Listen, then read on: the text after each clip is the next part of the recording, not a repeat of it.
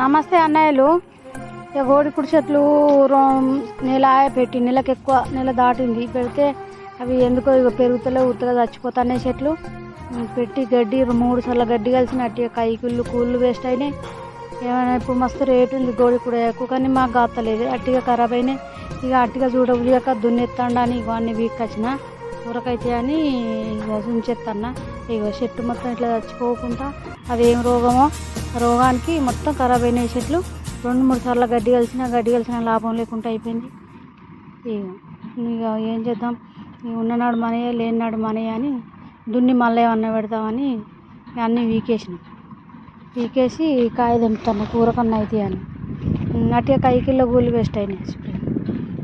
రైతులో పోనాడు వస్తుంది, పోనాడు పోతుంది. పంట వండేదాకా నమ్మకలేదు, ఇంత కష్టపడ్డా ఫలితం లేకుండా మస్తు రేటు ఉంది. రేటు ఉన్నందుకు ఈ చెట్లు ఇట్లా ఖరాబ్ అవుతున్నాయి. చెట్లు ఎండకు నీళ్ళు కట్టినాం, గట్టి బికినా కానీ ఏం ఫలితం లేకుండా ఇట్లా ఎండిపోయినాక ఏం లాభం. ఇట్లా అదేం రోగమో మొదలకు చచ్చిపోతున్నాయి. ఇగో చెట్టు ఎట్లా చచ్చిపోయింది చూడరు. అన్నీ ఇగో పిక్కచ్చిగా తెంపుతున్నాం కూరకన్నా అయితే అని.